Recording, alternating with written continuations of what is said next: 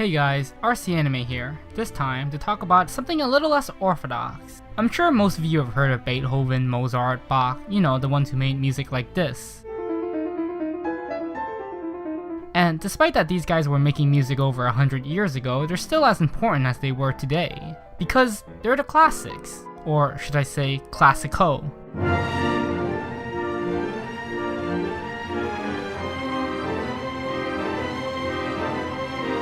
So where does classical music stand when it comes to an anime? Honestly, that depends on the anime. For example, how Hyoka uses Bach's Air in a G string is different from how the end of Evangelion does.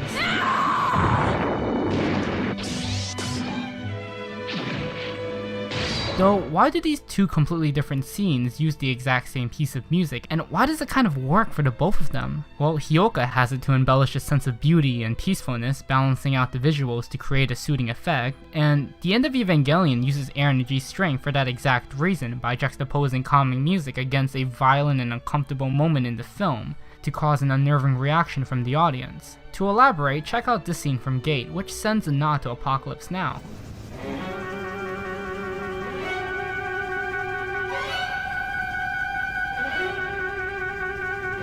While I do think this reference to Apocalypse Now is certainly bold, overall it doesn't really work with the tone of the show. The cinematography in the original scene complemented Ride of the Valkyries extremely well, showing how much more massively overpowered America is in comparison with Vietnam.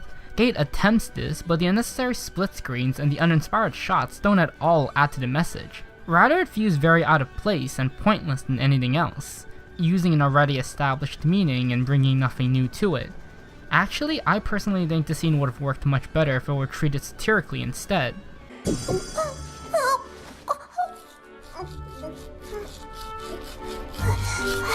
Like Unisa Monogatari during his controversial toothbrush scene, implementing in Rossini's The Thieving Magpie to develop a bizarre comedic-like atmosphere to similar effect in A Clockwork Orange when the piece was originally used for such. Here, the music makes sense because, like it, what we're seeing is ridiculous, and the show is clearly self-aware of that.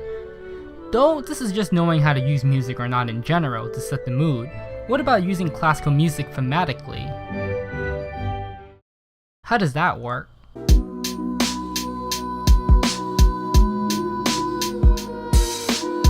Well, one way can be to use classical pieces as motifs for specific moments in an anime. This can symbolize a connection more subtly than an image. A small example of this can be seen in Penguin Drum, where there isn't much classical music except for two moments that mainly focus on Masako, showing her old money prestigious level and difference from the rest of the cast.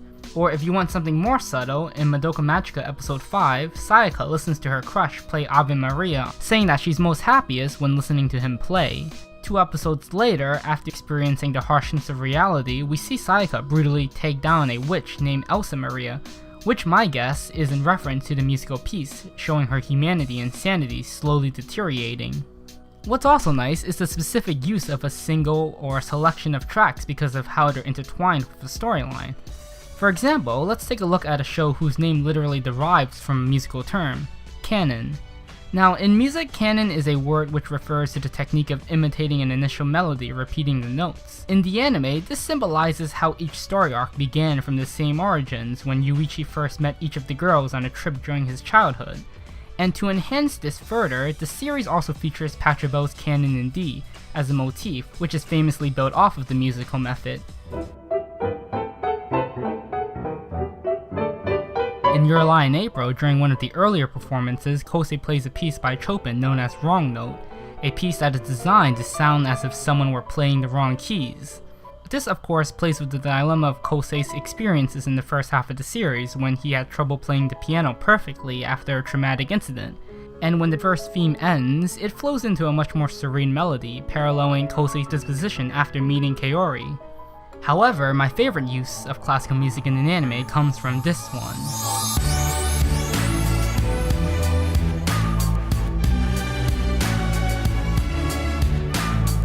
Classical music plays a large part in Princess Tutu due to its ballet elements and references. Almost the entirety of the show's soundtrack is made up of classical music, and most of those tracks were composed by Tchaikovsky, the man who made music for famous ballets including The Nutcracker and Swan Lake, two major influences on the show. For one of the show's antagonists, Drosselmeyer, comes directly from the Nutcracker, and the show also plays with the idea of our hero resembling the ugly duckling, growing into the beautiful Swan, initiating the story of Swan Lake. And the show uses Tchaikovsky's music from the ballet in order to tease the climax until we're finally rewarded with this one iconic track.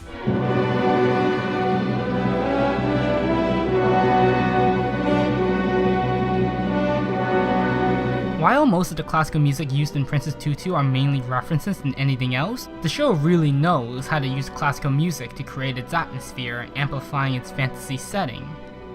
This is what classical music does best. It helps build a style, and whatever the style ends up being is up to the creators in figuring out. And what's great about this is just how flexible the genre of music is. A track used in a dramatic scene